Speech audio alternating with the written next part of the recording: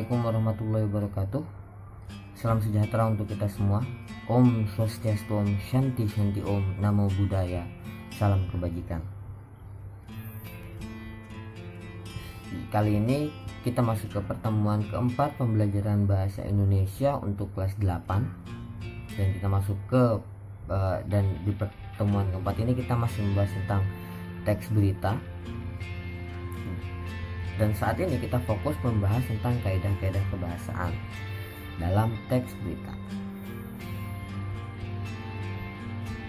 Kaidah-kaidah kebahasaan yang ada dalam teks berita itu terdiri dari beberapa. Yang pertama,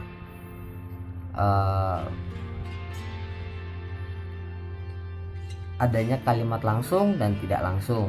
Itu yang pertama. Kemudian yang kedua, kita akan membicarakan tentang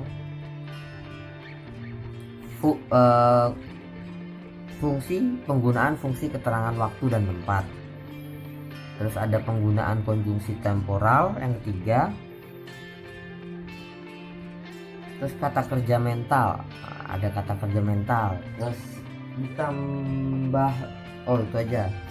Jadi kalimat langsung dan tidak langsung, fungsi keterangan waktu dan tempat, konjungsi temporal, dan terakhir kata kerja mental. Nah, terus yang paling penting, bagaimana tata cara penulisan di dalam teks berita. Itu yang akan kita bahas pada pertemuan kali ini. Kaidah kebahasaan yang pertama, kita akan bicarakan tentang kalimat langsung dan tidak langsung. Apa bedanya? Hal paling sederhana membedakan antara kalimat langsung dan tidak langsung adalah di dalam sebuah teks apapun itu, dan kali teks berita, kalimat langsung itu ditandai dengan adanya tanda kutip dua di dalam yang menghimpit atau yang membatasi kalimat. Kalau kalian lihat tanda kutip dua di awal kalimat dan akhir kalimat, maka itu bisa dipastikan itu adalah kalimat langsung. Sedangkan kalimat tidak langsung, sederhananya adalah ketika orang mengatakan sesuatu tapi diwakili oleh orang lain. Misal, saya mengatakan bahwa besok kita akan ulangan. Nah, bukan saya deh, kepala sekolah mengatakan bahwa pembelajaran jarak jauh masih dilakukan sampai akhir tahun. Saya menyampaikan apa yang disampaikan oleh kepala sekolah. Nah, itu adalah kalimat tidak langsung, ditandai dengan adanya konjungsi bahwa. Nah, itu adalah pembahasan sederhana tentang perbedaan antara kalimat langsung dan tidak langsung. Semoga setelah ini kalian bisa memahami apa itu kalimat langsung dan tidak langsung. Yang kedua, kita akan membicarakan tentang fungsi keterangan waktu dan tempat. Nah, fungsi keterangan waktu dan tempat, karena ini sebuah berita dan sebuah fakta, maka perlu disampaikan tentang waktu dan tempat kejadian. Lalu ini berhubungan mau tidak mau dengan SPOK, subjek, predikat, objek, dan keterangan. Jadi kita harus bisa menentukan mana subjek, mana predikat, mana objek, mana keterangan, terutama tentang keterangan waktu dan tempat. Saya rasa untuk menemukan bahwa ini merupakan fungsi keterangan waktu dan tempat, kalian bisa memahaminya dengan mudah. Ya, intinya membicarakan tentang tempat, yaitu di mana dan kapan.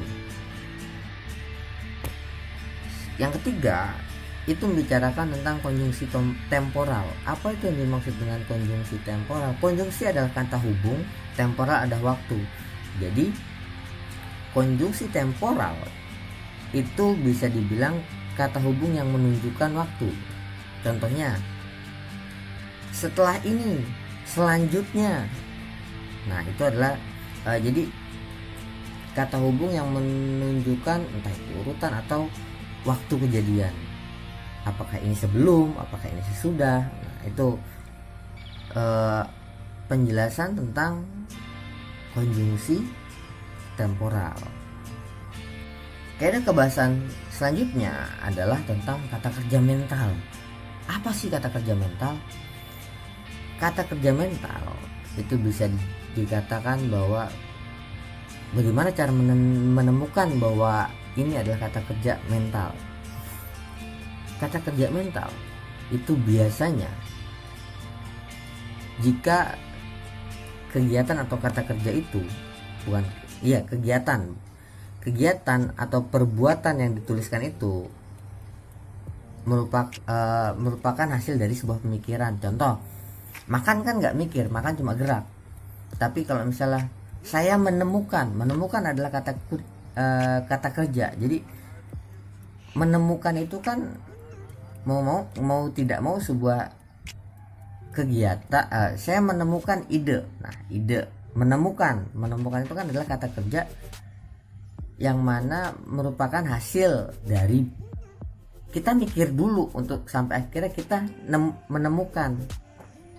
Atau saya memahami bahwa, nah, memahami itu kan lahir atau ada dari proses kita berpikir dulu sehingga kita bisa memahami.